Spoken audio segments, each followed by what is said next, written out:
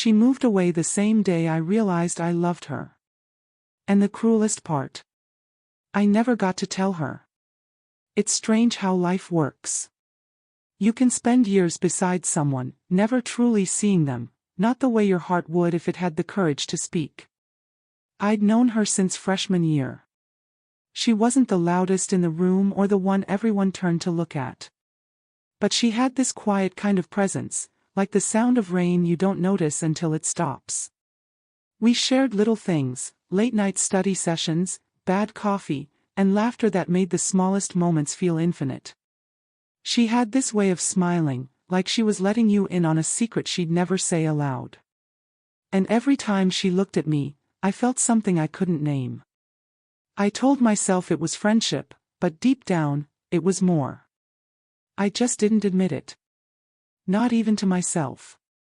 Then, one morning, everything changed. She told me she got a job, in another city, far away. Her eyes sparkled when she spoke about it, that mix of excitement and fear that comes with starting something new. I wanted to be happy for her, and I said I was. But inside, I felt something break. It was then, in that small, silent pause after her words, that I finally understood what I'd been ignoring for years. I loved her. Not as a friend, not as a memory, but as the person I wanted beside me in all the small, ordinary moments of life. I remember trying to find the right words. My heart was screaming, "Tell her." But fear kept me still. What if it ruined everything? What if she didn't feel the same? What if I was too late? So, I just smiled and said, "You'll do amazing." She smiled back, that same soft, secret smile, and said, "I'll miss you." And that was it. No confession. No dramatic goodbye. Just two people pretending the air between them wasn't heavy with everything left unsaid. When she finally walked away, suitcase in hand, the street seemed quieter than usual. I stood there watching until she turned the corner, hoping she'd look back. She didn't. And maybe that's what hurt the most. People talk about closure like it's something you can find, something you can chase down and fix. But love doesn't always give you that. Sometimes it just leaves you standing in the middle of a memory, realizing too late that the person you needed was already walking away. They say timing is everything, but mine was a disaster. Because love, real love, doesn't fade away. It lingers, quietly, like her laughter in my mind. And every now and then, when I pass the cafe where we used to sit, I swear I still hear her voice. Maybe she was never meant to stay. Maybe I was just meant to remember. I'd known Claire since freshman year. She was the kind of person who made quiet rooms feel alive, not by saying much, but by simply being there. She had this calm energy, the kind that could turn silence into something comfortable instead of awkward. Shy, talented, and kind beyond words, Claire had a way of existing that felt effortless, like she didn't need to try to be liked, people just naturally drifted toward her. The first time I met her was in the library. We both reached for the same book, some worn-out copy of The Great Gatsby, and our hands brushed. I remember she pulled hers back instantly, cheeks flushed, eyes wide like she'd just been caught doing something forbidden. She laughed softly, that nervous kind of laugh that slips out before you can stop it, and said, "Guess we have similar taste." That moment shouldn't have meant much. It was small, simple, forgettable. But her smile that day, it stayed with me. After that, we just kept running into each other, in hallways, at the campus cafe, at late-night study sessions when everyone else had already given up for the night. It was like life kept finding little excuses to put her near me. And slowly, without realizing it, she became part of my everyday. Claire wasn't the kind of girl who demanded attention. She never tried to be the star of anything. But she was the kind of person who made everything better by just being there. If a group project was falling apart, she'd somehow fix it without anyone noticing how. If someone was upset, she'd be the first to notice and the last to make a big deal about it. She had this quiet empathy, She didn't always know what to say, but she made you feel like being yourself was enough. We became friends. Real friends. The kind where you don't need constant talking or grand gestures, just comfort in knowing the other person understands. We shared playlists, traded dumb jokes, and sometimes stayed up way too late talking about things that didn't matter and somehow everything that did. I learned that she loved rainy days because they made her feel safe. She told me she painted sometimes, but she never let anyone see her work, said it felt too personal, like showing someone a piece of her soul. I think that's when I started falling for her, not all at once, but slowly, like how the sun sets without you realizing until the whole sky has changed. It was in the small things, the way she tucked her hair behind her ear when she was thinking, how she always carried an extra pen because she knew I'd forget mine, the way she'd hum softly when she thought no one was listening. There was this one evening, I still remember it clearly. We were sitting on the library steps after midnight, watching the empty campus lights flicker. She had her head resting on her knees, hair falling across her face, and she looked up at me and said, "Do you ever feel like you're meant for something, but you don't know what yet?" I didn't know how to answer then. But that question stayed with me. Maybe because it felt like she was searching for something she hadn't found, and part of me wished I could be it. She wasn't perfect, though. She worried too much, apologized even when it wasn't her fault, and had this habit of hiding behind a smile when something was bothering her. But that's what made her real. She wasn't some dream, she was human, beautifully so. As the years went on, we drifted through life together in this strange rhythm, never crossing the line between friendship and something more, but never really staying far from it either. I didn't realize how much space she took up in my life until she wasn't around. She'd become the background music to everything, the laughter echoing in my memories, the warmth in all the small, ordinary moments. When I think back, I can still picture her sitting by the window of the campus cafe, sketching in her notebook while sunlight poured in behind her. I can still hear her laugh echoing down the hallway, that light, almost musical sound that made people turn just to see who it belonged to. Over the years, she became the center of every little moment that mattered. And maybe that's why losing her, or even the idea of losing her, felt like losing a part of myself. Because before I ever said the words, "I love you," my heart already had. Claire wasn't just a girl I knew. She was the quiet heartbeat in all my memories, the one constant I didn't realize I needed until she was gone. We built memories like chapters in a story that never seemed to end, one small moment bleeding into the next until time itself felt softer around her. There was something about being with Claire that made life feel lighter, like even the simplest things, coffee runs, late-night talks, quiet walks between classes, had meaning. She turned the ordinary into something worth remembering. We spent hours in the library, pretending to study but never really getting much done. We'd whisper jokes between the aisles, laughing too loudly until the librarian glared at us, and then we'd hide behind the shelves, trying to muffle our laughter like two kids caught stealing candy. She always carried a pencil with her, always doodling little sketches in the margins of her notes, tiny stars, faces, flowers. Sometimes she'd draw me, but only when she thought I wasn't paying attention. When I'd catch her, she'd grin and say, "You sit still better than anyone I know." At night, when classes were done and the world went quiet, we'd meet for pizza at the 24-hour diner near campus. It wasn't anything fancy, greasy tables, flickering neon lights, but it became our place. We'd sit by the window, talking about everything and nothing. She'd tell me about her dreams, how she wanted to travel and paint the world one city at a time. I'd listen, pretending not to notice how her eyes shimmered whenever she talked about the future. Those were the nights I remember most, the kind where time didn't matter. We'd share secrets the moon might have overheard if it were listening. She'd tell me about her fears, how she sometimes felt invisible, like she was living in the background of everyone else's story.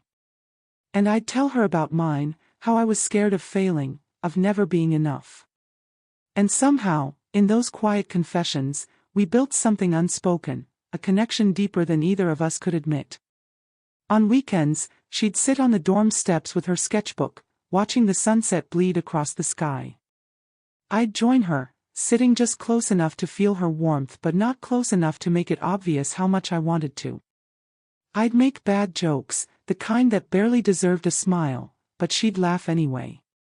That laugh, it wasn't loud or dramatic. It was soft, real, and it had this power to make everything in the world feel right again. I used to wonder if she knew what she did to me when she laughed like that, if she noticed the way my chest tightened every time she brushed her hair behind her ear or looked at me a second too long. There were moments when I thought about telling her. Moments when the words hovered on the edge of my tongue, desperate to escape. Like the night it rained and we got caught walking back from the library. We ran through the downpour, soaked and breathless, and she turned to me, laughing as the water streamed down her face. In that instant, with her hair plastered to her cheeks and her eyes sparkling like she carried lightning inside them, I knew I could have said it. I could have told her everything. But I didn't. I just laughed with her, pretending that moment was enough. I kept waiting for the perfect time, the perfect words, the perfect setting. I told myself it had to be special, something worthy of how I felt. But the truth is, I was scared. Scared of losing what we had, scared of breaking the magic of us. Because what if she didn't feel the same? What if saying it out loud ruined everything? So I stayed silent, building more memories, stacking them like fragile glass, hoping one day I'd find the courage to speak. But the perfect moment never came. Days turned into weeks, weeks into months, and before I knew it, our friendship had become a routine I didn't know how to live without. She'd text me random things, pictures of the sky, a funny doodle, a quote she liked, and I'd respond instantly, as if every message was something sacred. I never missed a call. I never said no when she asked to hang out. I was always there. Always close, but never close enough. Sometimes, when she'd fall asleep during our study sessions, I'd just sit there and watch her breathe, listening to the quiet rhythm of her heart through the silence. And in those still moments, I'd whisper the words I couldn't say out loud, "I love you." She never heard it. But I meant it every single time. One morning, she looked different. Not in the way someone changes overnight, but in that quiet, almost invisible way that tells you something's shifted beneath the surface. Her eyes were puffy, not from crying, but from trying not to. You could tell she'd been up all night, thinking.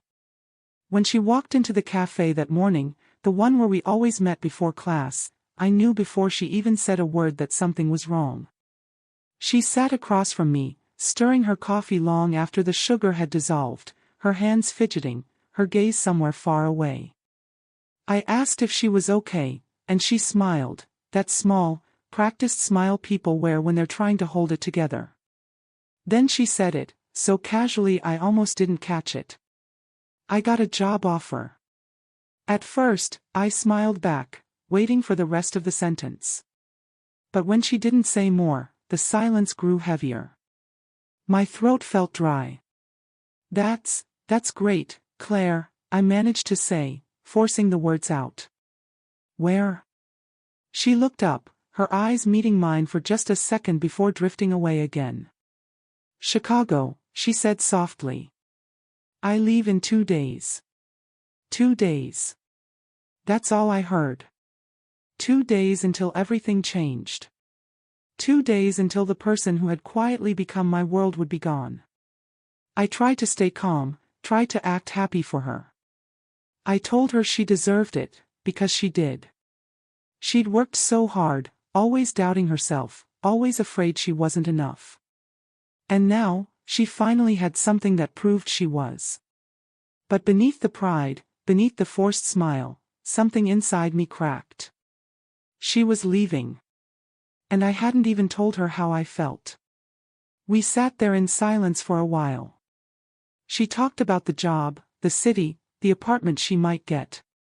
I nodded, asked questions, pretended to listen. But the truth is, I didn't hear a word she said. My mind was too loud. Every memory of us, every laugh, every late-night walk, every glance that lasted a little too long, flashed through my head like pieces of a movie I wasn't ready to end. When she finally said, "I'll miss this place," I felt something twist in my chest.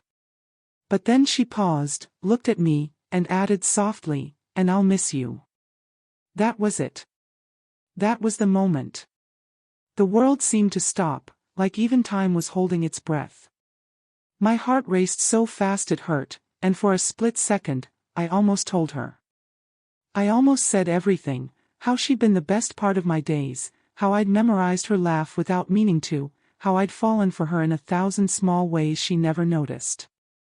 I wanted to tell her that I loved her. But I didn't.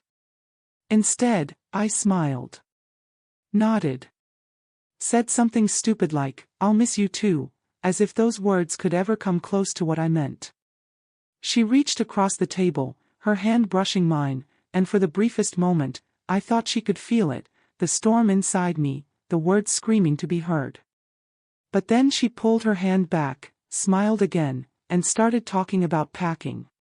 The next 2 days passed like a blur. I helped her box up her things, folding pieces of her life into neat little containers, pretending each one didn't hold a memory I didn't want to lose. Every time she laughed, every time she thanked me for helping, it felt like a knife twisting a little deeper. And still, I said nothing. The night before she left, we sat outside on the dorm steps one last time. The sky was dark, but the city lights painted her face in a soft glow. She was sketching again, her pencil moving slowly across the page. I watched her, memorizing the curve of her smile, the way her hair moved in the wind, the quiet peace she carried even when her heart was heavy. When she finished, she handed me the drawing. It was the view from where we sat, the steps, the old tree beside us, and 2 figures side by side under the night sky. She said, "So you won't forget me." I wanted to tell her I couldn't forget her even if I tried. That she was carved into every corner of my heart. But all I managed to say was, "I won't." When she hugged me goodbye the next morning, it felt final, like a door quietly closing on everything I'd never said. She smiled through the tears she wouldn't let fall and whispered, "Take care, okay?" And just like that, she was gone. That's when I knew. I loved her. And I was too late. The night before she left, I couldn't sleep. My room felt too quiet, too heavy, like even the air knew she was leaving. Every time I closed my eyes, I saw her face, the way she smiled when she was trying not to cry, the way her laughter filled every empty space like light seeping through cracks. I kept replaying every moment in my mind, trying to hold on to them before they slipped away, the first time we met, the late nights spent sharing secrets, the soft goodbyes that suddenly meant more than they ever had. It all played in a loop, over and over, like a film I couldn't stop watching even though I knew how it ended. Her room down the hall was half empty now. I'd walked past earlier that evening, the door slightly open, boxes stacked neatly by the bed. I caught a glimpse of her sitting on the floor, holding one of her sketchbooks, tracing her fingers over the cover like she was trying to memorize it. I didn't say anything. I couldn't. I just stood there for a second, my chest tight, before walking away quietly. Back in my room, I sat on my bed, staring at the sketches she'd given me over the years. Little pieces of her world, our world. There was one of us sitting under the tree by the dorm, another of the cafe window with the rain streaming down, and one of her own hands holding a pencil, half finished. They weren't just drawings, they were memories frozen in time. And I realized, with this painful kind of clarity, that she'd given me parts of herself I never appreciated enough until now. I opened my drawer, searching for the small notebook where I used to jot down random thoughts, things I never said out loud. But instead, I found something else. A small folded note, tucked neatly beneath the sketches. My heart stopped for a second. I recognized her handwriting immediately, delicate, slanted, a little messy at the edges. For a moment, I just stared at it, afraid to open it. When I finally did, my hands were trembling. The note was short, just a few words. "I'll never forget you." That was it. No explanation. No signature.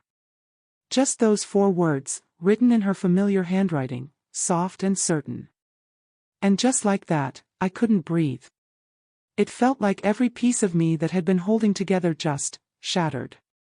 I sat there for a long time, staring at those words until they blurred.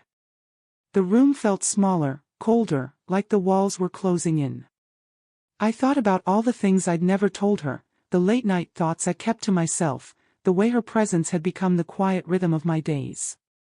I'd always thought I had time. Time to tell her. Time to show her. Time to make her see what she meant to me. But time is cruel like that, it keeps moving even when your heart begs it to stop. I wanted to believe the note meant something, that maybe she felt it too, even if she couldn't say it either. But I also knew it was goodbye, her final way of leaving a piece of herself behind for me to find after she was gone. I remember holding that note against my chest, the paper soft and worn between my fingers, as if I could somehow absorb the meaning of it, make it last longer. The clock kept ticking, loud in the silence, counting down the hours until morning. Every second felt like a heartbeat I couldn't control. At one point, I walked to the window. The city was asleep, quiet streets, distant headlights fading into darkness. Somewhere out there, she was packing the last of her things, maybe looking out her own window, maybe thinking of me. I wondered if she felt the same weight pressing on her chest, the same ache that comes from knowing something is ending but still pretending it's just another beginning. I thought about running to her room. About knocking on her door, pulling her close, and finally saying it, the words that had lived in me for years, "I love you." But I didn't move. I couldn't. Fear held me back, the same fear that had always been there, whispering that it was too risky, too late, too much. So I stayed there by the window, holding that note like a lifeline, while the night bled slowly into morning. The first light crept across the sky, soft and gold, touching everything it could reach, except her, except us. And as the sun rose, I realized something painfully simple: some people leave quietly, but their absence never does. It stays. It lingers in the spaces they once filled, in the laughter that echoes long after it's gone. She was leaving in a few hours, but in that moment, it already felt like she had. And I was left with nothing but a note, for words, and the silence of everything I never said. I ran. I didn't grab my jacket, didn't care about the rain pouring down like the sky itself was falling apart. My shoes slapped against the wet pavement, heart pounding so hard it drowned out every other sound. I don't even remember making the decision. One moment I was staring at that note in my hand, the next I was out the door, sprinting through the storm like somehow I could outrun time itself. All I knew was that she was leaving, and if I didn't move now, if I didn't try, I'd spend the rest of my life wondering what could have been. The streets were slick and empty, lights from passing cars smearing into streaks of gold and red through the blur of rain. I could barely see, could barely breathe. My mind was spinning, flashes of her smile, her voice, her laugh echoing between raindrops. Every step felt heavier, every breath sharper, but I didn't stop. My chest burned, my hands trembled, and still, I ran. By the time I reached the station, my clothes were soaked through, water dripping from my hair and sleeves. The world around me was chaos, people rushing past, voices echoing, the hum of engines and the metallic screech of rails. But all I saw was her. Through the crowd, through the blur of movement, she stood there, Claire. She was by the platform, suitcase in hand, her head slightly bowed as she wiped at her face. The sight of her hit me harder than the cold. For a moment, I just stood there, frozen, watching her. She looked small, fragile, like the moment itself might break her if it lasted too long. My throat tightened. "Claire!" I shouted, but my voice got lost in the noise. No one turned. The sound of the intercom announcing departures swallowed my words. Panic surged in my chest. I pushed through the crowd, bumping into strangers, apologizing without meaning it, eyes locked on her like she was the only real thing in a world that had suddenly turned into static. She moved closer to the train, adjusting the strap of her bag. I shouted her name again, louder this time, desperate, and I swear for a split second, she paused. Her head turned slightly, her eyes scanning the station. I waved, ran faster, slipping once on the slick floor but catching myself before I fell. Claire. And then, I saw it, her face behind the glass window of the train. Our eyes met. She looked surprised at first, then her lips parted as if she wanted to say something, but the sound didn't come. The rain on the windows distorted everything, bending light, bending truth. All I could see clearly were her eyes, red and wet, filled with something that looked too much like regret. Wait! I shouted again, slamming my hand against the window as the door alarm beeped. Claire, wait! But the door slid shut with that final, heartless sound. The train began to move. Slowly at first, then faster. I ran alongside it, pounding on the glass, shouting her name until my voice cracked. She pressed her hand to the window, just for a second, that was all. And in that fleeting instant, it felt like time stopped.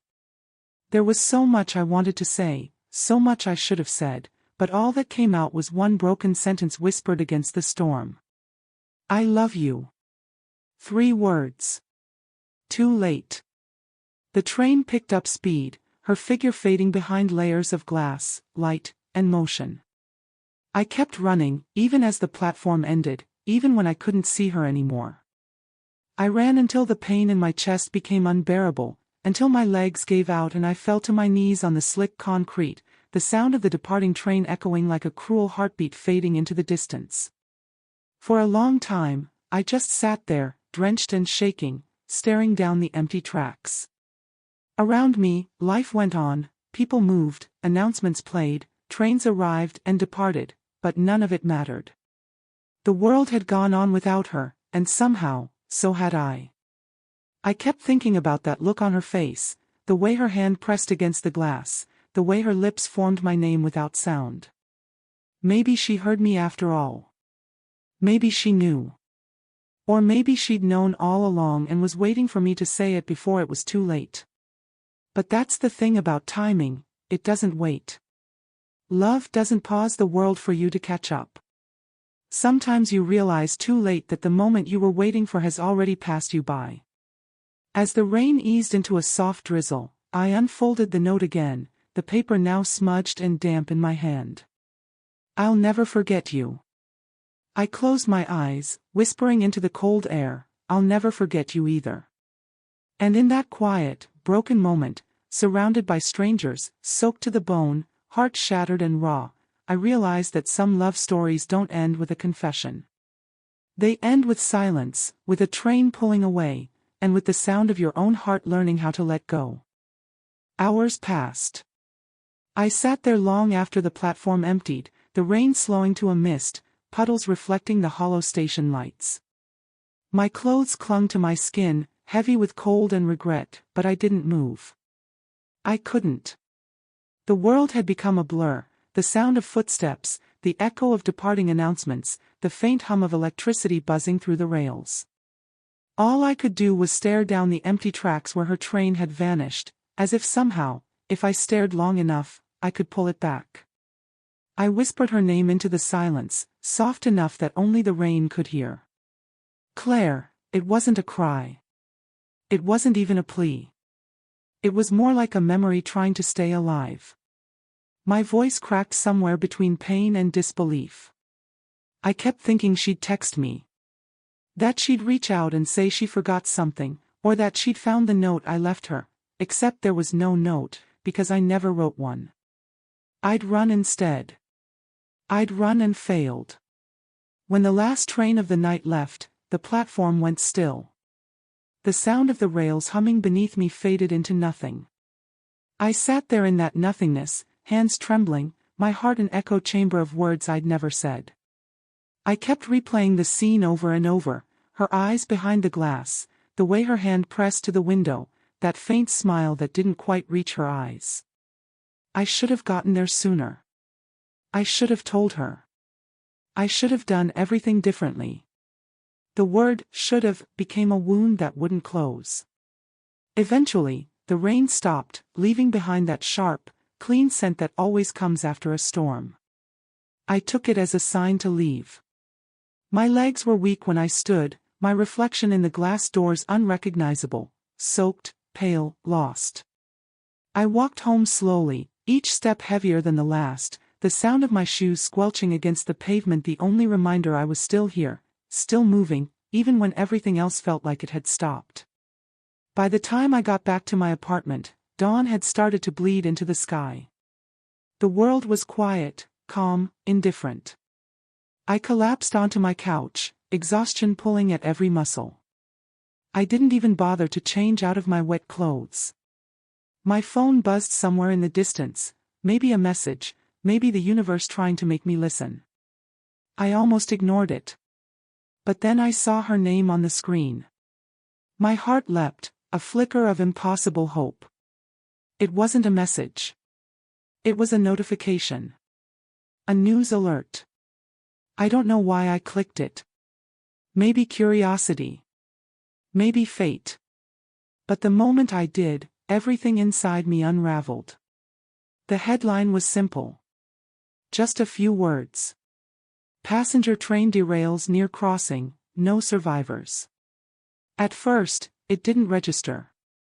My brain refused to process it, like the words were in another language. My eyes moved faster, scanning the article, desperate for something, anything, that said otherwise. But it was all there. The train number. The route. The time. It was hers. And in that moment, the world stopped. The air left my lungs, replaced by something sharp, suffocating. My hands went cold, my vision blurred, and a ringing filled my ears, that kind of deep, hollow sound that only comes when your soul recognizes loss before your mind can catch up. I wanted to scream, but nothing came out. I just sat there, phone in hand, heart splintering into pieces too small to name. I don't know how long I stayed like that. Minutes, hours, time lost meaning. The only thing I remember clearly is the silence. The kind that fills every corner of your body until it hurts. She was gone. Truly gone. And all the things I never said, all the words I saved for someday, vanished with her. The confession I'd carried for years had nowhere left to go. It was like the universe had played the cruelest trick, giving me love only to show me how fragile it really was. I picked up the note again, the one she'd left me, crumpled now from the rain and my shaking hands. I'll never forget you. Those 4 words hit differently now. They weren't just a memory, they were a goodbye I hadn't understood. Maybe she knew, somehow. Maybe she'd always known. And maybe, in her quiet way, that was her way of saying she loved me too. The sun was rising outside, spilling light through the cracks of the blinds. The world was waking up, but mine had ended somewhere between the rails and the rain. I sat there, staring at the note, whispering her name again, softer this time, not like a question, not like a wish. Just a truth. Claire. And in that stillness, surrounded by the emptiness she left behind, I realized something I'll carry forever. You don't always get closure. You don't always get a second chance. Sometimes, love ends with silence. And all that's left is a memory that refuses to fade. They say time heals all wounds. But how do you heal from the words you never said? How do you move on from a story that never got to end the way it should have, a love that began in silence and ended in tragedy? It's been months now, maybe longer. The days blur together, one into the next, and yet her absence still feels loud. The world kept moving, as it always does, but for me, something inside stayed frozen on that platform, that single heartbeat before the doors closed, before everything I'd ever wanted slipped away. I still keep her sketches by my desk. They're framed now, not because I want to remember, but because I can't forget. There's one of the library steps, the two of us sitting there beneath a sky painted in streaks of orange and gold. I look at it sometimes and wonder what she saw when she drew it. Did she know how much those moments meant to me?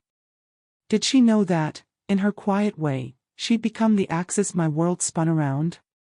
The others are stacked neatly in a drawer, the one I never open unless the night gets too quiet.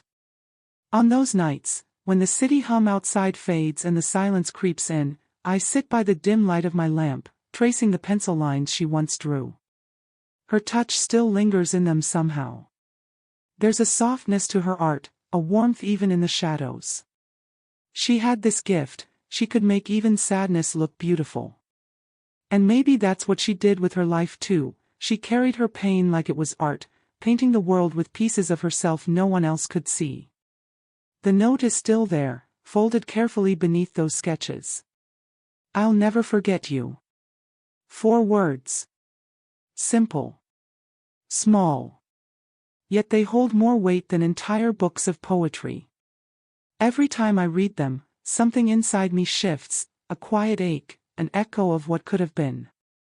Sometimes I like to believe she meant it, that wherever she is now, she still remembers me, still carries those same fragments of us in some corner of her soul. Other times, I wonder if it was just her way of saying goodbye. A kind of mercy. A final kindness. People tell me she'd want me to move on, that life goes on no matter how much you wish it wouldn't. And maybe they're right. I try. I go to work, I talk to friends, I smile when I'm supposed to. But the truth is, some parts of love don't move on, they stay, buried deep beneath your ribs, quiet but constant. I've stopped trying to forget her, because forgetting her would mean erasing the best parts of who I was when she was around. She made me better, not in big, dramatic ways, but in the simple ones. She made me kinder. More patient. More human. Sometimes I dream about her. Not the way she looked that last day, not the tears or the train or the rain. But the way she used to be, sitting cross-legged on the dorm steps, sketchbook in her lap, sunlight tangled in her hair. In those dreams, she laughs again. And for a moment, I forget everything that came after.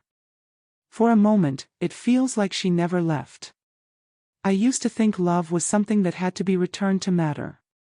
That unspoken love was wasted, lost in the silence between two people who never found the right moment. But now I think it's different. I think love matters simply because it exists. Because for a while, I loved someone so deeply that it changed me. And even if she never heard the words, even if time stole the chance to say them, they were still real. Maybe she knew. Maybe she didn't. Maybe she felt it in the way I looked at her, in the way my voice softened when I said her name, in the way I always stayed just a little longer than I needed to. Maybe she didn't need to hear the words because she already knew what they meant. Sometimes, when the night stretches too long and my thoughts get too loud, I whisper those words again, not to anyone, not to the empty room, but to her, wherever she is. I love you. It doesn't hurt as much now. It just feels true. Like something permanent. I know I'll never see her again. I know there won't be another chance to change what happened. But that's okay. Because love, the real kind, doesn't always ask for forever. Sometimes it just asks to be remembered. So I open that drawer again, unfold her note, and trace the letters she left behind. I'll never forget you. Maybe she meant it. Maybe she didn't. But I'll never stop wishing I'd told her first. If this story touched your heart, tell me, would you have told her before she left? Comment your answer below. And don't forget to subscribe to CineVerse. For more stories where love comes too late, but never truly dies.